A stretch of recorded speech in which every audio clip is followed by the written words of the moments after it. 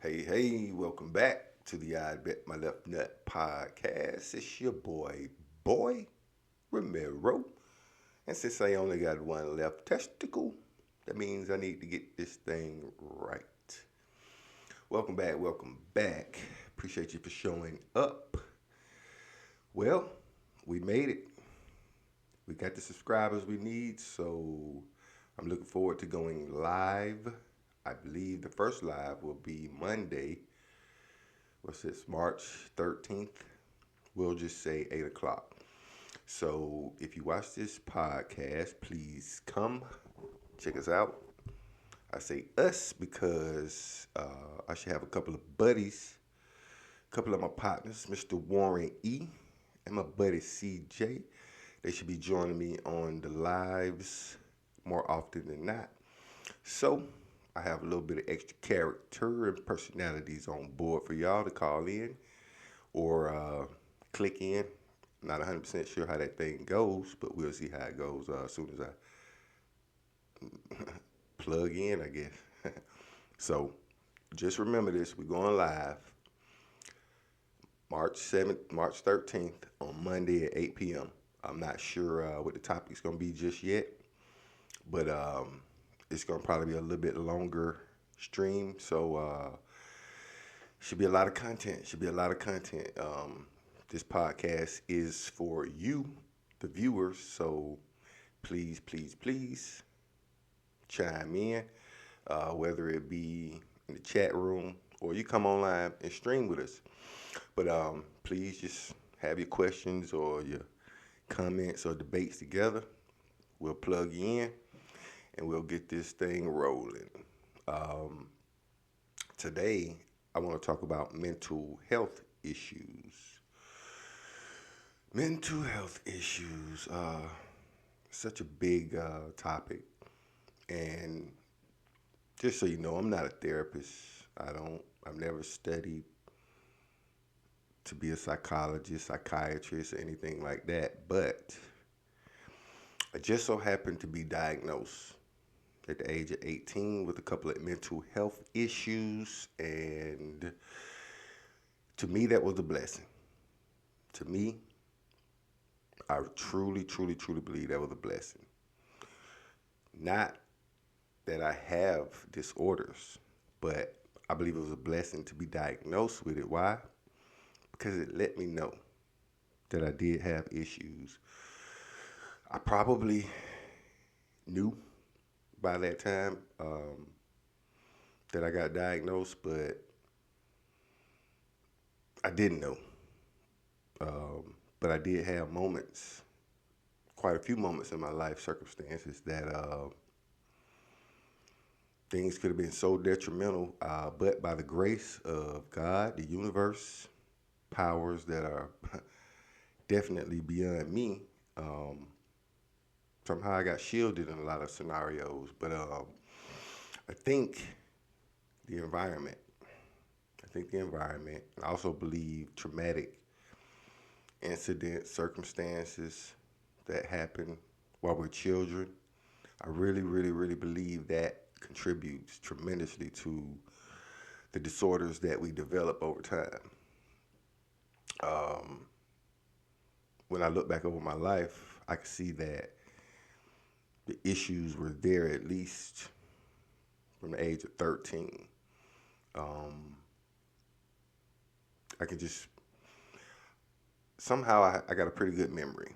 I can remember back as far as 2 years old to traumatic situations that happened in my life. And I asked some friends, coworkers, and stuff like that, hey, can you remember your earliest memories? And ironically, we all remember some sort of traumatic um, incident that happened in our lives when we were very young. Actually, with me, my memory goes back as far as to two.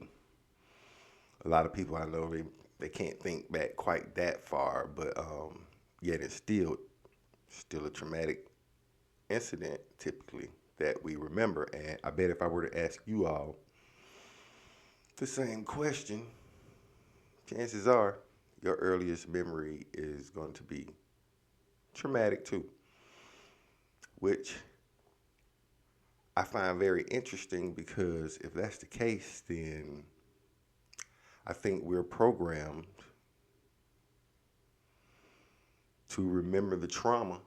It's more impactful to our lives. And so I think because of the impact that the traumatic scenarios have on us, it stays with us. And when we're alone, I know for me anyway, I relive my life. I've relived it over and over, many and many and many a times, to be able to get to, you know, the conclusion of who I am or was, I should say.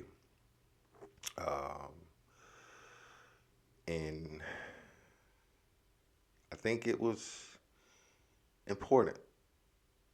And I think it's important for anybody to relive their life because we want to know why we made choices, why things happen to us, what we learned from it, things like that. But so to go to when I was diagnosed with a borderline personality disorder, and I think that's more about emotions, unstable emotions. And then I was diagnosed with a anger management issue. I believe the term for it is intermittent explosive disorder or something like that. And that, for me, was the most important diagnosis because that type of disorder causes manic type of burst. Like, I think they may call it going mad. Y'all ever heard the term going mad? So basically, what it is just when you kind of like black out and you don't give a fuck about nothing, nobody, life, death. And it's typically a violent outburst. And I suffered from this for years and years in my life. I probably didn't hack my brain until 20s. I know it was in my 20s because even my wife can recall one or two episodes that I had back in the day. And it used to frighten her, but she was never in any danger. Anytime I'd have those episodes, it's because I was triggered by something or somebody, usually by somebody. And I don't know what it is, man. I just had this. It used to be this urge to be like, no, motherfucker, you finna be fair to me or else. So I always made it seem like I was a victim. And so whatever level of reaction to whatever it was that was triggering me, I would go over and beyond. It'd be sort of extreme. But I had a few of those outbursts or episodes throughout my life. Fortunately, it didn't happen all the time. I was probably absolutely fine, normal for 90% of my life, but those bursts would come along. And the reason why I got diagnosed because I had a couple of those bursts when I was in the Navy, in boot camp, actually. I would love to tell y'all some a little bit of the story because that shit is funny.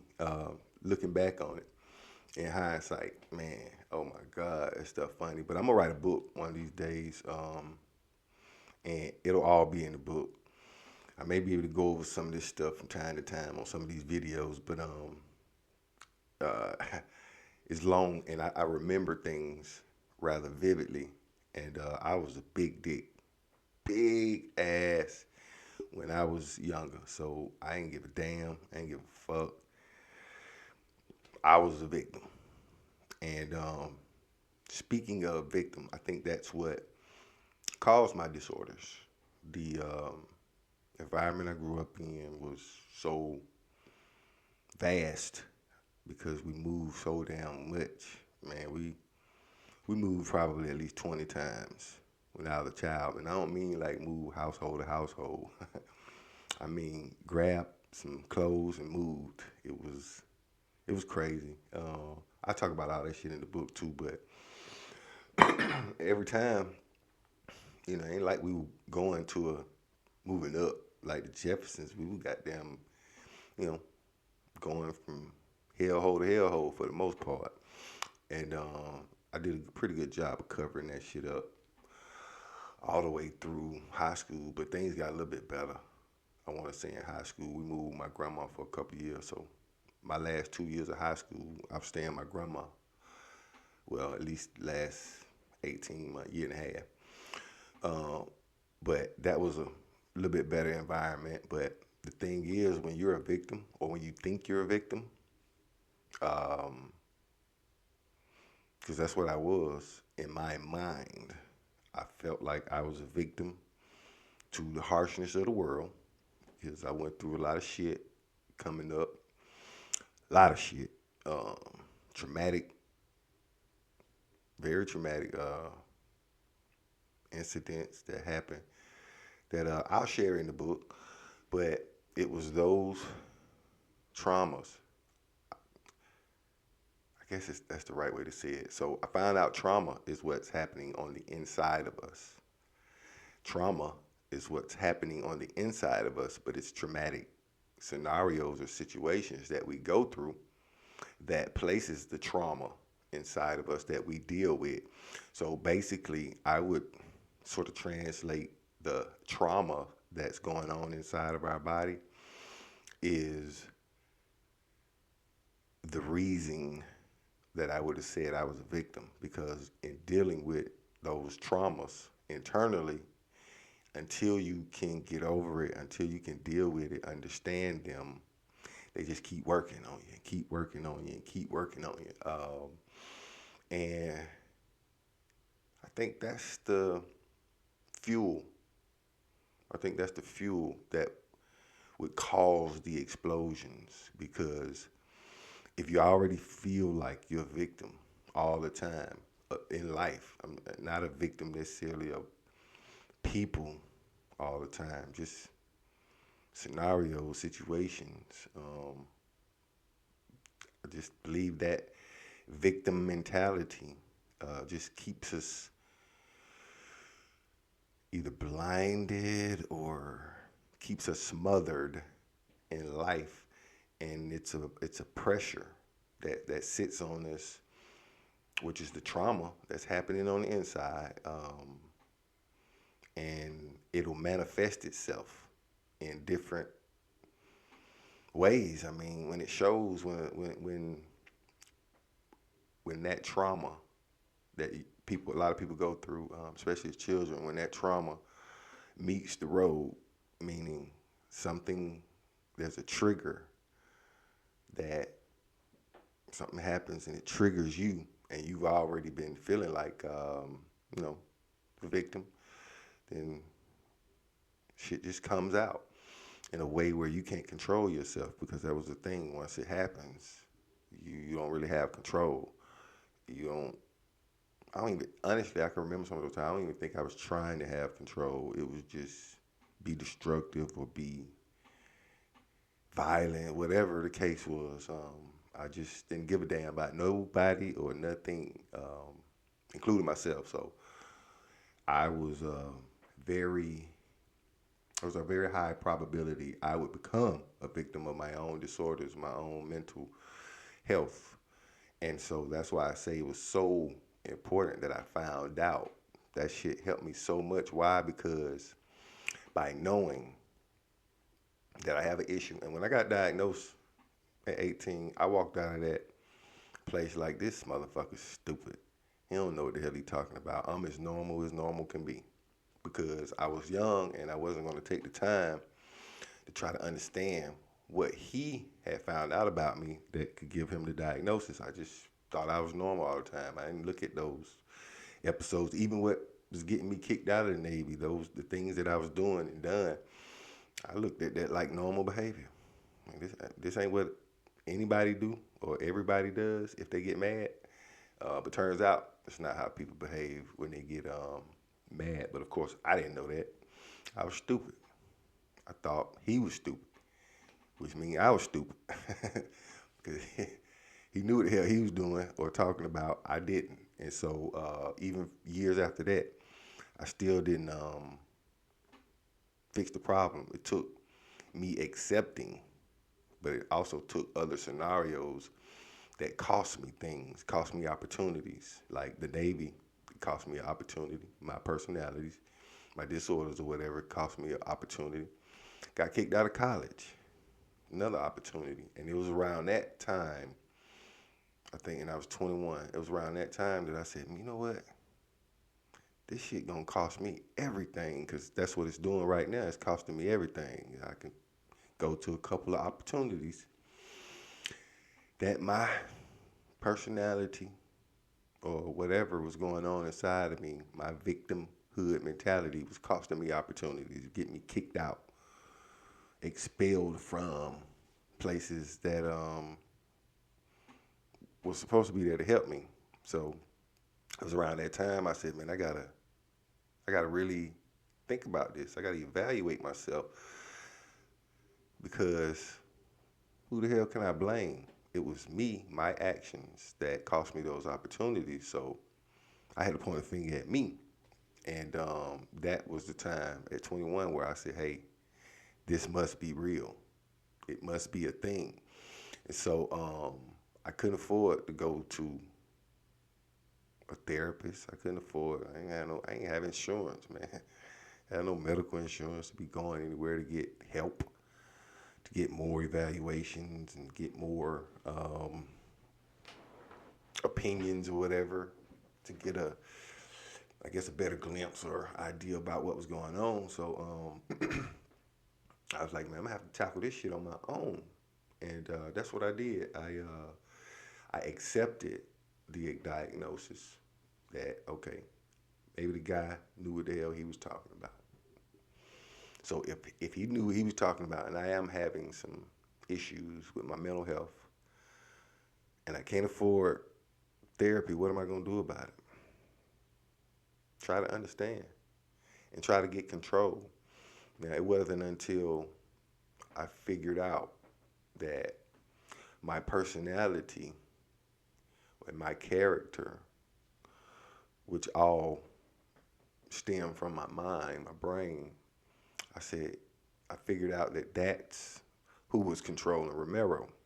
Uh, Romero is the physical form, all the organs and everything, yeah.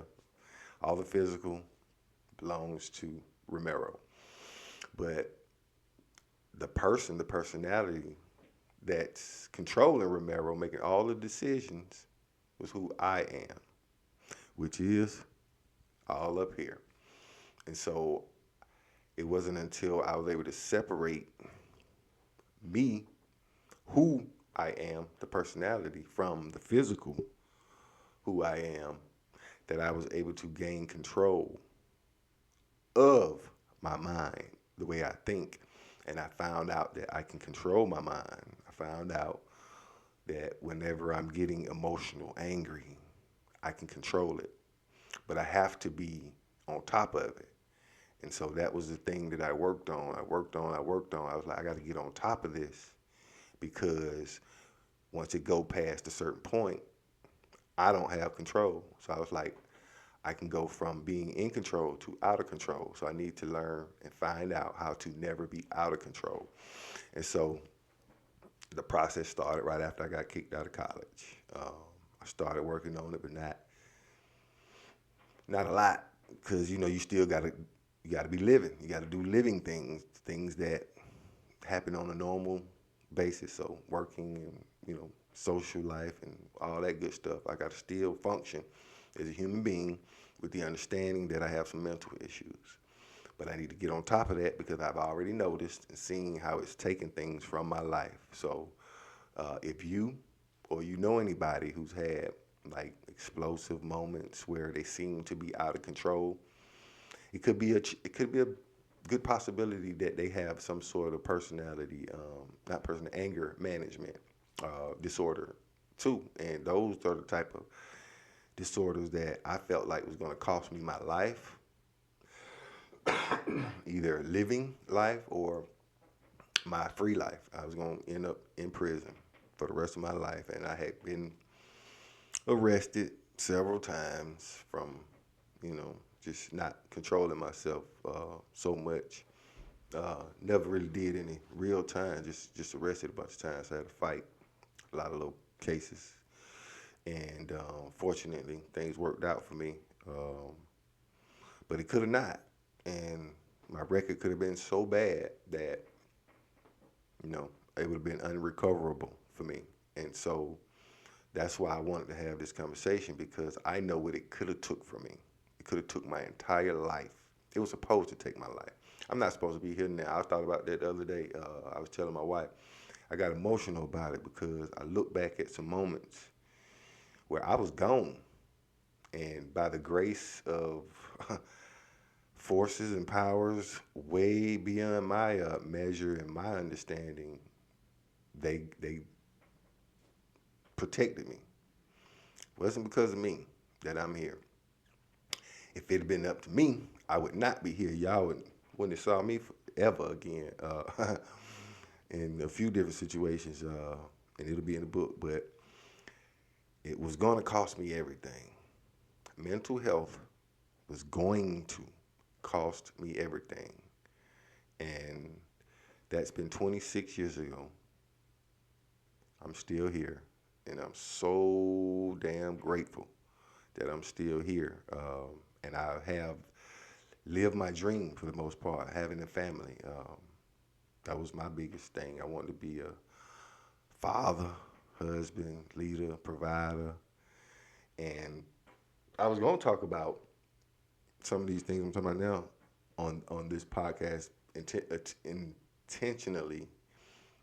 I'm sorry, that's the wrong word. Initially, I was going to talk about, I was going to translate women when you say you don't need a man. And so some of those things I just mentioned, like being a provider, a leader, yada, yada, yada, those are some of the things that men provide. But anyway, get back to mental health, but maybe that'll be the thing we talk about. But all that stuff I wanted to do with my life, the person who I wanted to be and represent, wasn't going to happen. And it was going to be because of some mental health issues. And I couldn't allow that to happen. But I do believe it's the environment. I do believe it's the environment and those traumatic incidences that we go through. Uh, those build and put pressure on us, and then when we relive them and look at things from a victim perspective, it just manifests itself out in the open from time to time. So it's so crucial, so important to find out, especially if you have young teenage boys, even young teenage girls, if you see them acting out, and maybe you're a young person watching this, I really wish for all of America there was an age where we all got evaluated for mental health issues. If we can get psychiatrists to evaluate high schoolers, and I think it should happen before we out of high school, because y'all see what be going on in the high school. These kids going there, shooting up the place, harming people, and those are mental disorders. Those are mental disorders. They're suffering from something, except they're not telling somebody. They're not telling anybody. And so those pressures, they mount up, and there's a reaction. I had reactions from being triggered. And like I said, you don't give a shit about nothing and nobody. And when you don't care about anybody, you don't care about anything, including yourself, your own life. I mean, it's unfortunate, but there's really no boundary when you're in that mode. You'll cross any line. There are no lines. And so I'm encouraging you, if you're a parent of teenage boys, girls, but especially boys, black boys in the neighborhoods, and especially if they haven't came up in the best environment and you can afford it, you should really get your children checked out. I wish the system, the government had it in place for everyone, because we all need it. Because you can't control yourself if you don't understand yourself. And Having mental issues is still part of you, and you need to understand it. And if you can get help, get help. Get help. It's not easy. It's not easy defeating things that you can't see, you can't really feel, nor do you really understand. You got to put time and a lot of effort into it, and sometimes we run out of time before that episode or those issues manifest itself out in the open, and it costs us. And a lot of times it costs us everything, but not just us, because those mental issues can cost many other people and their families a lot too, oftentimes more. So I really wanted to encourage everybody to, if you can, and you have children, especially if you see them act out in a way that doesn't appear normal, get them evaluated. It can really help them. It could help you. It could help other people. It could help other people because we have to stop a lot of the ridiculous violence that's going on. These outbursts where people are just victimizing other people, like, these mass shootings. It's got to stop, y'all. It's all coming from mental health issues. It's all coming from mental health issues. So let's see if we can find a way to get the government involved, man, if possible. They should set it up. They see what the hell going on. Why can't y'all just put something in place? Y'all know we need it. Look at society. Look at society.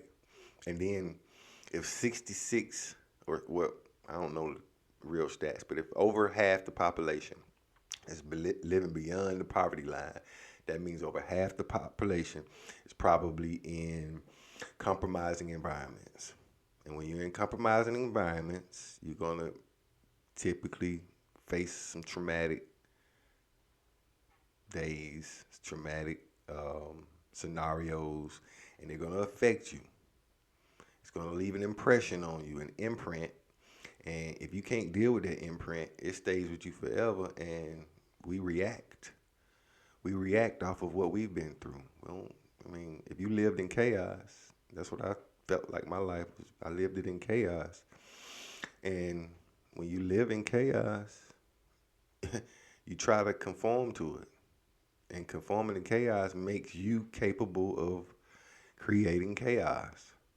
And so we gotta step to the plate as society and do something about this shit. We got to, because I know with the men and women out here arguing and pissed at each other, and the division going on between us, it's got to have to do with mental health issues.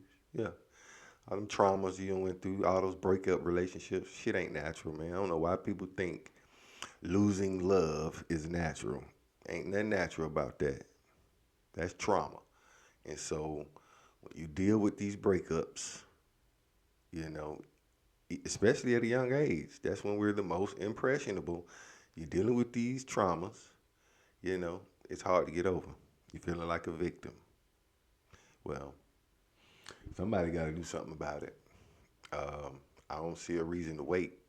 Hey, listen, I know this video probably went over. Please, if you watch this video, come check out the live Monday, March 13th, 8 o'clock.